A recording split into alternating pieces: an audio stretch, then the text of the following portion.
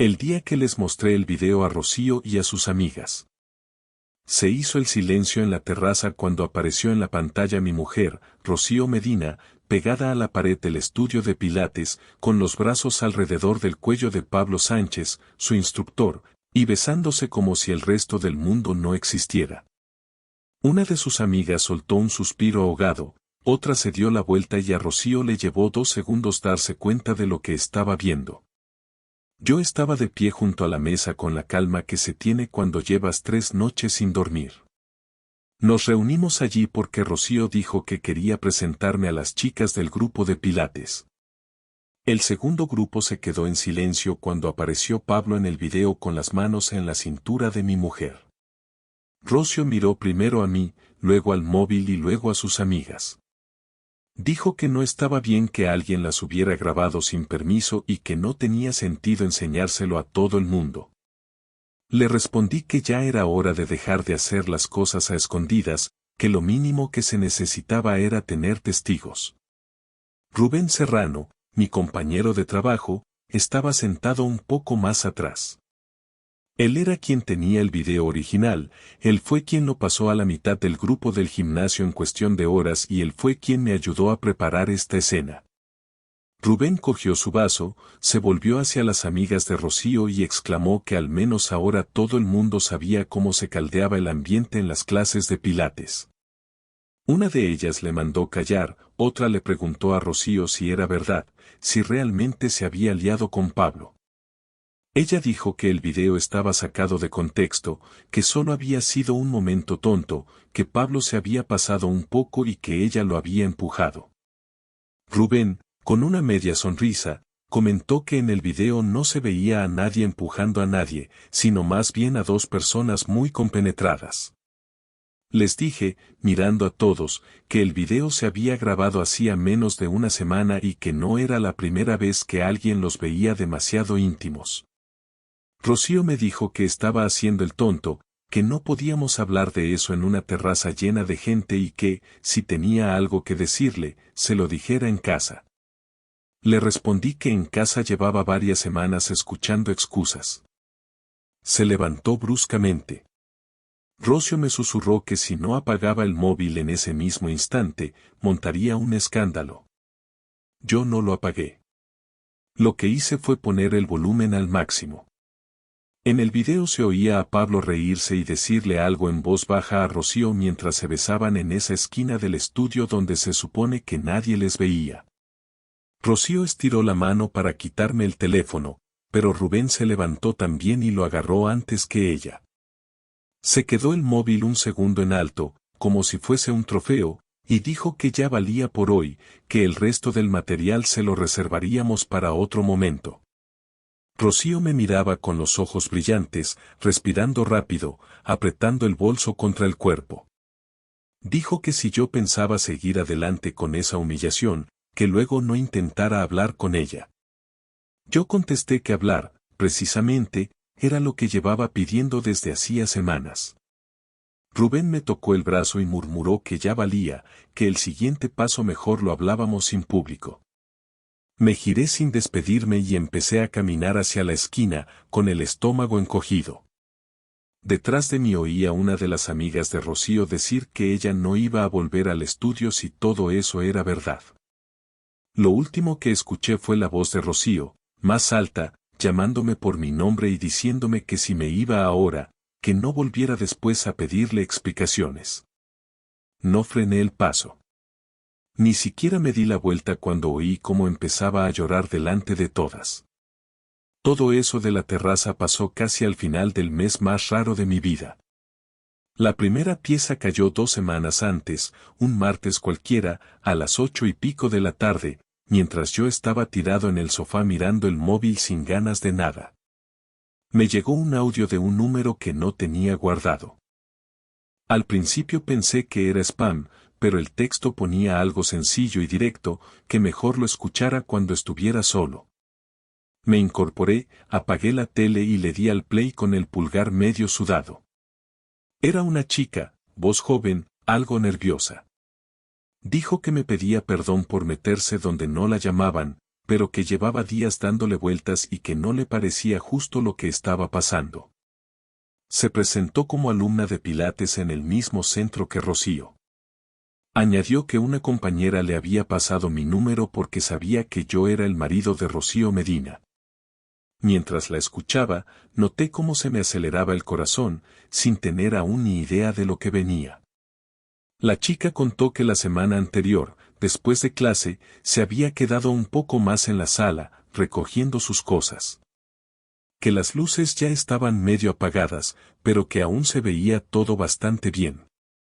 Que se había girado buscando su botella de agua y que en la esquina del fondo había visto a Rocío y a Pablo, pegados a la pared, besándose como dos adolescentes. Dijo que se había quedado bloqueada, sin saber si hacer ruido para que se dieran cuenta o salir corriendo. Que al final había sacado el móvil casi por reflejo y había grabado unos segundos, más por shock que por otra cosa. Que luego estuvo dudando si borrar el video, pero que cada vez que veía a Rocío entrar al vestuario sonriendo y hablando del marido, se le removía algo. Terminó el audio diciendo que me mandaría el video si yo quería, y que entendía que luego la bloqueara. Las manos me empezaron a temblar de una manera que me costaba hasta escribir. Le respondí que sí, que me lo mandara, que no sabía qué decirle, solo gracias. Tardó un minuto en llegar el archivo. Le di al play y se me secó la boca. Ahí estaba Rocío, con la coleta alta que yo le había visto antes de salir de casa, con las mallas azules nuevas que habíamos comprado el sábado anterior. Y ahí estaba Pablo, el monitor simpático, sonriendo siempre, con la mano entera hundida en la cintura de mi mujer. No era un malentendido. No era un beso robado. Rocío tenía los dedos metidos en el pelo de él, tirando hacia ella. En un momento se separaron un poco y se les escapó una risa, como quien disfruta del secreto. Sentí un pinchazo en el pecho, como si alguien hubiera apretado desde dentro. Tuve que pausar el video porque noté que me faltaba el aire. Me levanté del sofá y empecé a caminar por el salón sin rumbo, apoyando la mano en la mesa, en la pared, en lo que pillaba, como si el suelo se hubiese inclinado. En la cocina sonaba la nevera, fuera pasaba algún coche, pero dentro de mi cabeza solo se repetía esa imagen de Rocío con los ojos cerrados, pegada a otro tío. Volví al móvil, lo puse otra vez, esta vez sin pararlo. Al final de la grabación se oía a la chica que grababa mover algo y Pablo girarse de golpe, como si hubiera notado algo. El video se cortaba ahí. Respondía la chica con dos frases torpes, dándole las gracias y diciéndole que no se preocupara, que no iba a meterla en ningún lío. Ella contestó que, por favor, no dijera su nombre en el gimnasio, que solo quería poder seguir haciendo sus clases tranquila. Le prometí que no sabría nadie de dónde había salido el video. Luego me quedé quieto en medio del salón, con el móvil en la mano, sin saber cuál era el siguiente paso. Esa noche Rocío llegó tarde a casa con la excusa de siempre. Dijo que se habían quedado tomando algo después de Pilates, que una de las chicas estaba pasando por un mal momento y que la habían estado escuchando. Mientras hablaba, dejó el bolso en la silla y fue directa al baño. Yo la miraba caminar con la misma ropa del video, con el pelo aún húmedo del supuesto sudor de las clases. Noté un hormigueo raro en la nuca, una mezcla de rabia y ganas de gritar, pero me mordí la lengua hasta notar el gusto metálico de la sangre. Esa misma semana pedí a Rubén, mi compañero de oficina, que se quedara conmigo un rato después del trabajo. Nos fuimos a un bar cercano y le puse el video. Mientras lo veía, Rubén levantó las cejas y apoyó el vaso en la barra sin beber. Dijo que aquello no era un flirteo tonto, que si eso pasaba en el gimnasio, fuera tenía que haber más. Propuso investigar un poco más antes de montar ningún numerito. Entre los dos revisamos mi cuenta conjunta, los horarios de Rocío, los tickets que dejaba tirados por casa.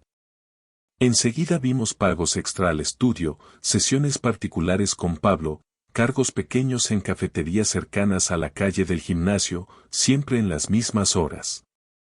Todo encajaba demasiado bien. Rubén dijo que si en 2 semanas seguíamos viendo el mismo patrón, que preparáramos algo grande. Esa noche, después de revisar números y horarios, ya no era solo un video. Era un mapa entero de mentiras delante de mis narices.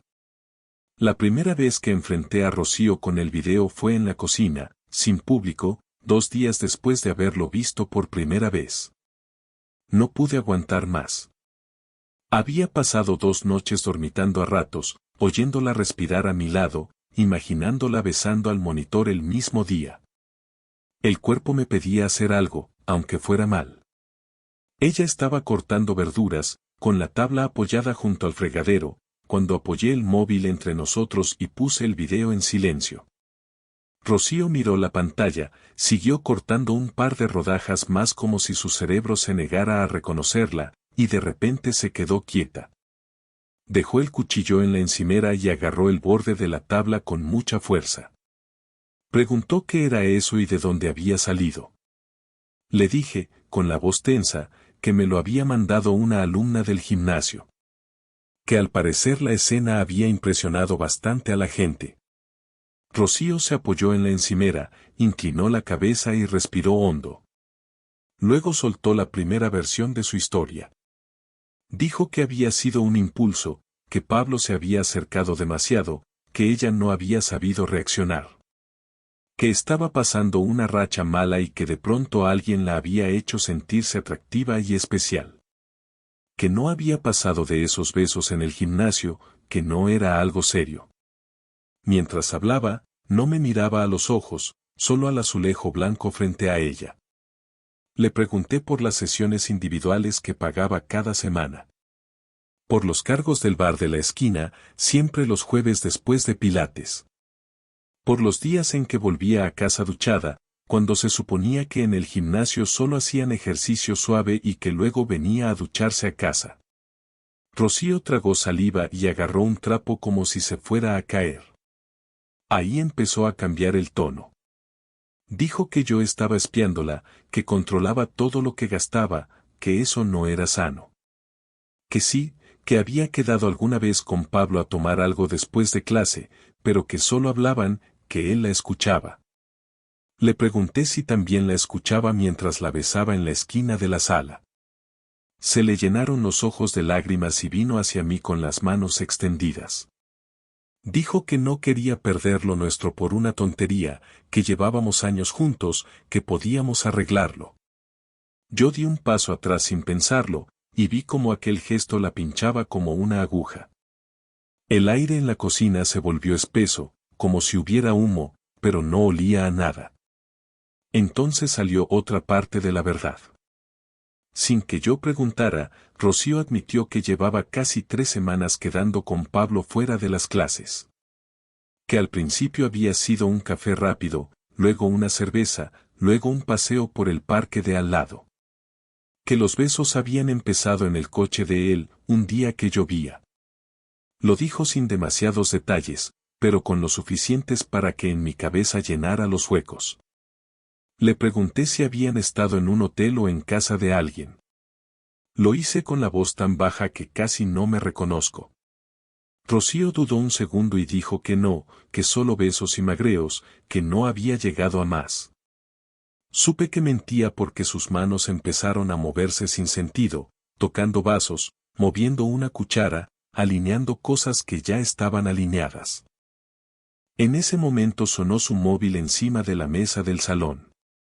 Vibró varias veces seguidas, como si alguien tuviera prisa. Rocío miró hacia allí y su cara cambió un poco, apenas, pero yo lo vi. Esa tensión del que sabe perfectamente quién llama. Fui yo quien dio el paso. Cogí su móvil, lo miré y vi el nombre de Pablo en la pantalla, con un corazón que yo no recordaba haber visto nunca. Lo dejé sonar hasta que se cortó, sin tocar nada. Luego lo apoyé despacio delante de ella y le dije que tenía 5 minutos para decidir si me lo contaba todo o si prefería que lo averiguara yo por mi cuenta. Rocío me siguió con la mirada mientras salía de la cocina.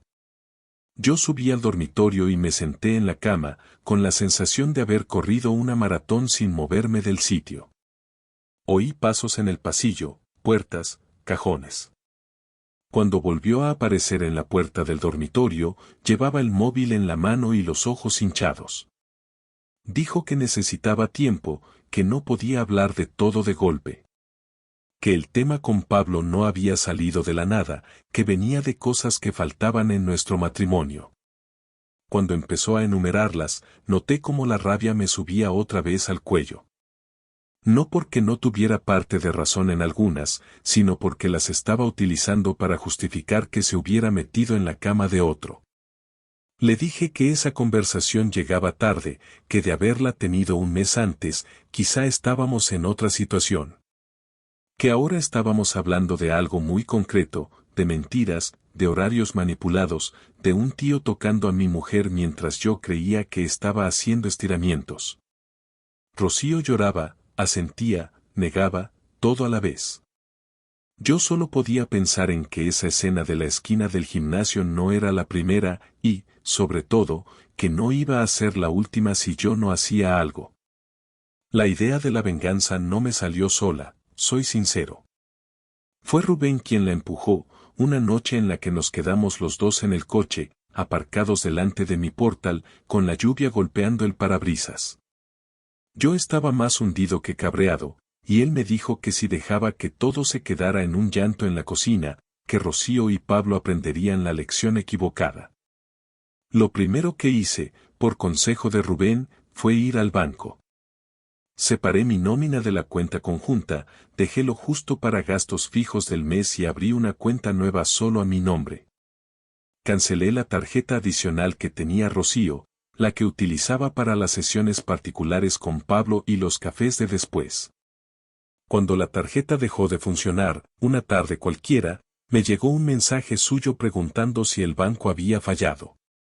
Respondí que el banco estaba perfecto, que quien había fallado era otra persona. Lo segundo fue hablar con el dueño del estudio de Pilates.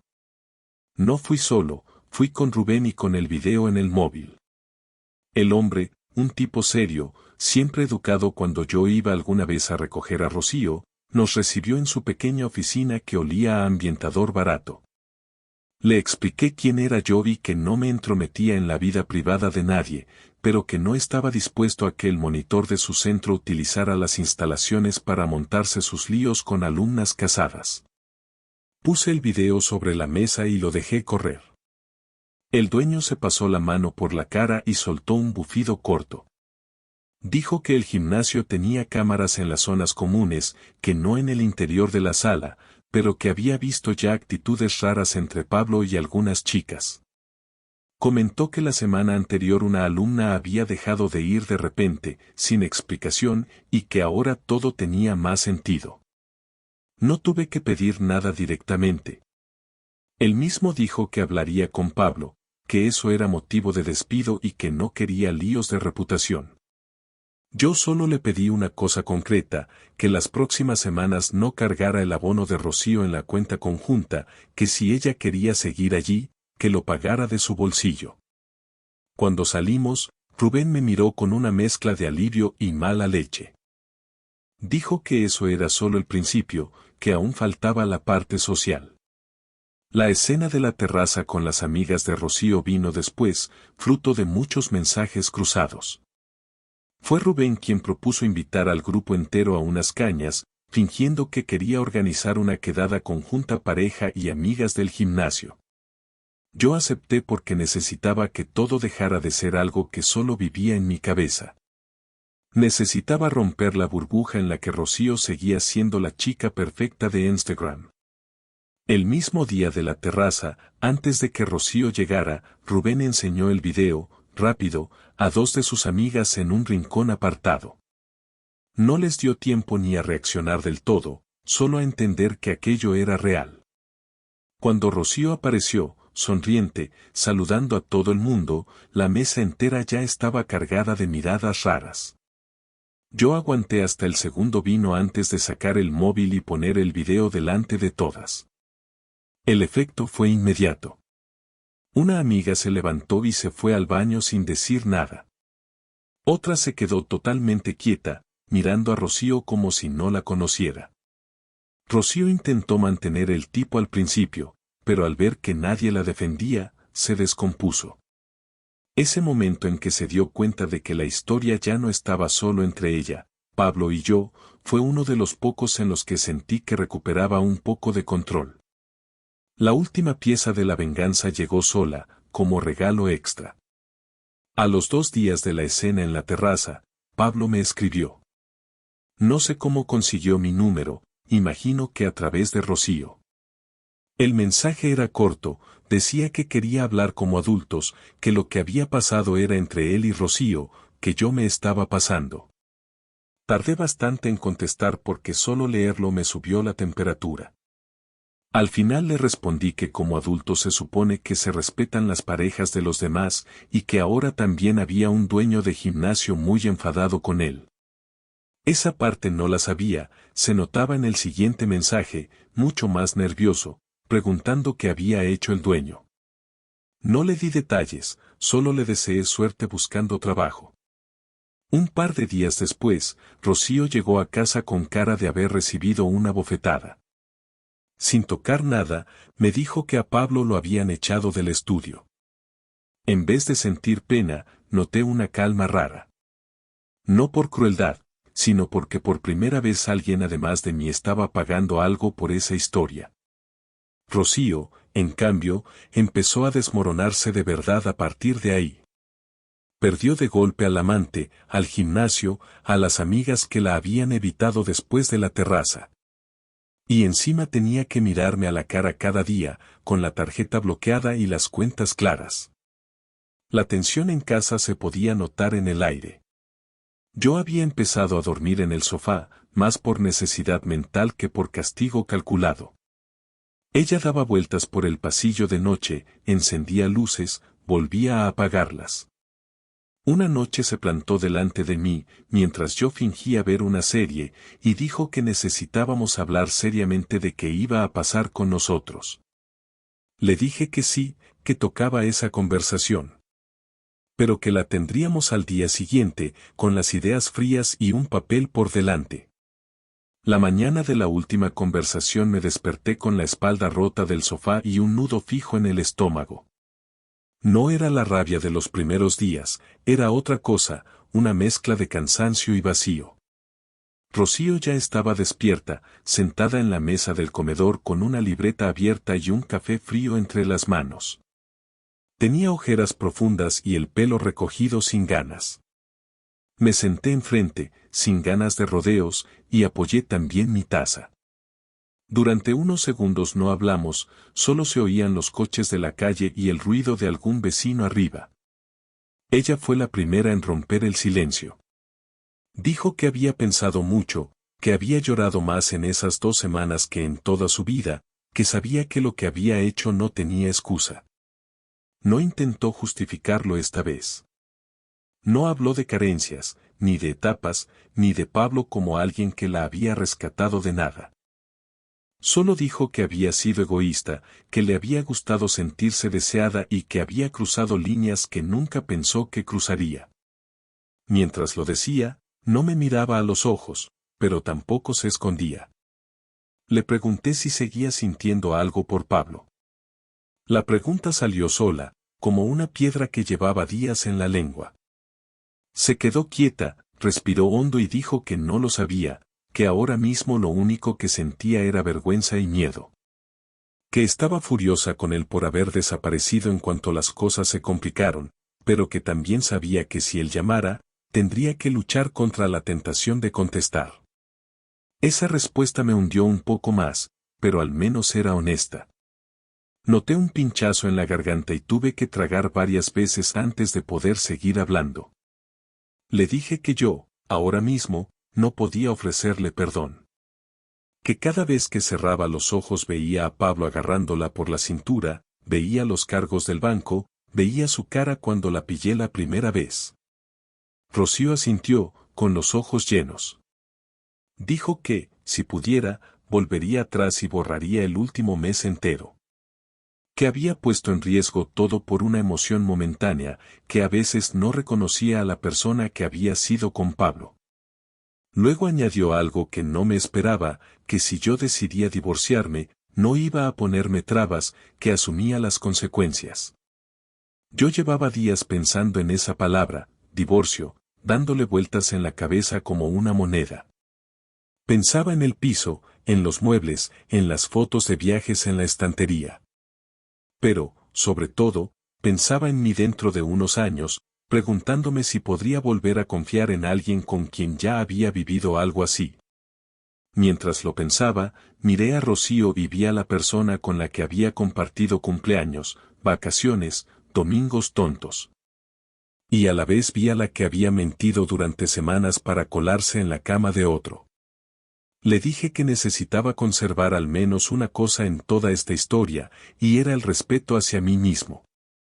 Que si me quedaba con ella sin condiciones, sabiendo todo lo que había pasado, cada vez que discutiéramos por cualquier tontería, aquello saldría otra vez y se convertiría en arma. Que no quería vivir así. Noté cómo se me encogía la tripa mientras lo decía, pero también una cierta claridad. Le propuse una separación. Nada de seguir como si nada, nada de hacer borrón y cuenta nueva de un día para otro. Le dije que se fuera a casa de su hermana durante un tiempo, que yo me quedaría en el piso mientras decidíamos si dar el paso legal o no. Rocío se quedó helada, como si, aún esperándolo, no hubiera imaginado oírlo en voz alta.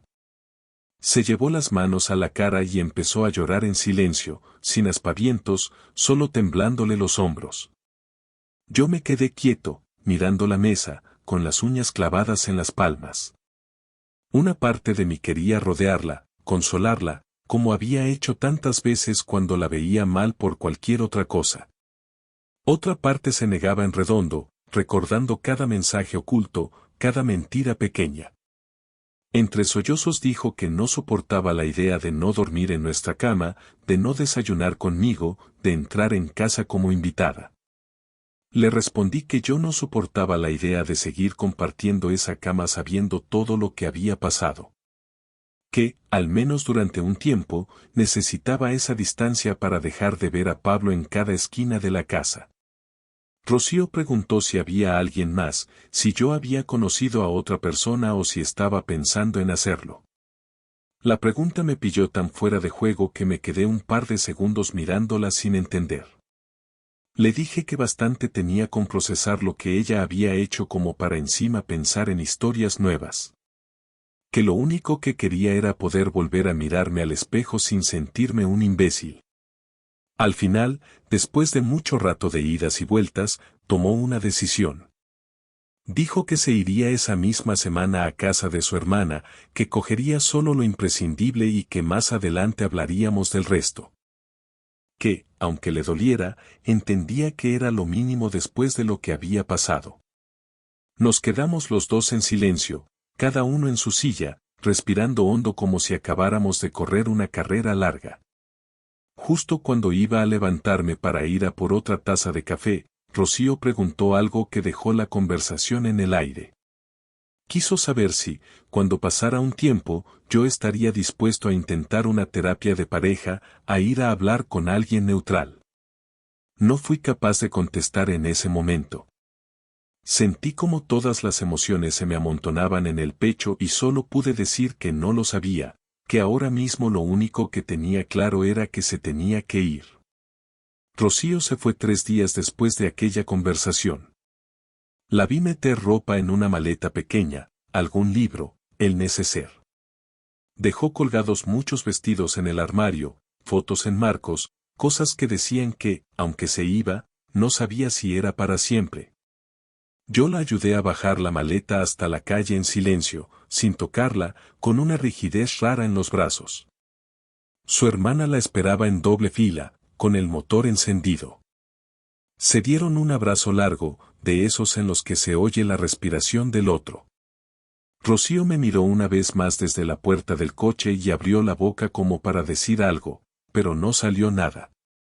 Al final solo asintió, se metió dentro y el coche se fue calle abajo. Los primeros días solo hubo silencio. Silencio en la cocina, sin el clic de su café, sin su música mientras se arreglaba. Silencio en el dormitorio, sin el ruido de sus perchas por la mañana. Yo llenaba ese hueco con cosas muy simples, como poner la lavadora, fregar, ir a trabajar, volver, hablarlo justo con Rubén. Él seguía preguntándome si me arrepentía de algo. A veces, después de un par de cervezas, me entraba la duda. Me veía solo en el piso, con un montón de recuerdos en estanterías, y me preguntaba si todo aquello no había sido una reacción exagerada. Entonces sonaba el móvil con algún correo antiguo reenviado por error, con alguna notificación vieja, y me encontraba, sin querer, con restos de los días de su aventura, y la duda se calmaba. Con el tiempo supe más cosas, aunque ya no las buscaba. Una amiga común me contó que Pablo se había ido a otro gimnasio en un barrio alejado, que había estado un par de semanas desaparecido. Que se decía que tenía prohibido acercarse al antiguo centro. También supe que Rocío había dejado el Pilates, al menos de momento, que estaba yendo a caminar sola por el parque a las horas en las que antes se ponía las mallas.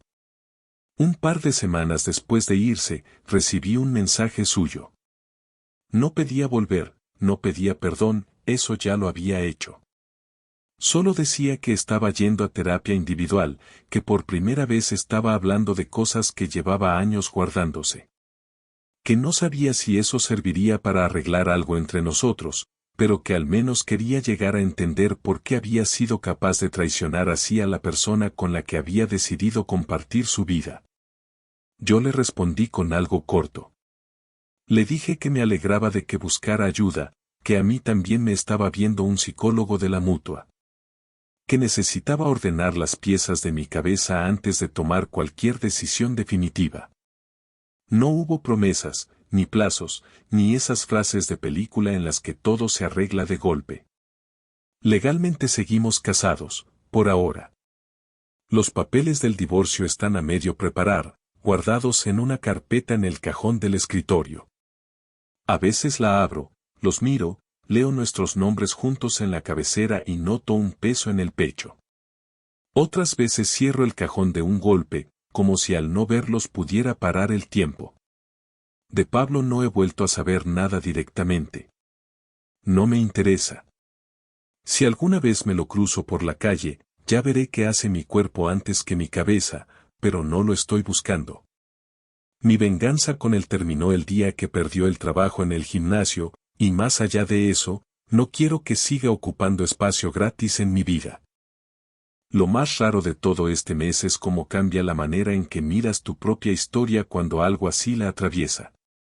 Hay fotos que ahora no puedo ver sin que se me revuelva el estómago, porque sé que fueron hechas en días en los que ya me ocultaba cosas. Hay otras que me dan un poco de paz, recuerdos de épocas en las que todavía no existían ni Pablo ni sus manos en su cintura. Si te soy sincero, no sé cómo acabará esto. No sé si dentro de 6 meses estaré firmando el divorcio o sentado con Rocío en una sala de espera de un terapeuta de pareja. Lo que sí sé es que ya no soy el mismo tipo que pensaba que con querer mucho bastaba para que las cosas salieran bien. Ahora sé que también hacen falta límites, conversaciones incómodas a tiempo y, sobre todo, no mirar hacia otro lado cuando algo chirría. De este mes me quedo con una cosa. La sensación desagradable de haber perdido una vida que creía sólida, sí, pero también la certeza de que no voy a dejar que nadie, ni siquiera alguien a quien quiero, juegue con mi respeto propio. Suena frío, pero para mí se ha vuelto una especie de norma básica. Si alguna vez vuelvo a estar con Rocío, o con otra persona, será desde ahí, desde ese sitio en el que no me traiciono a mí por miedo a estar solo.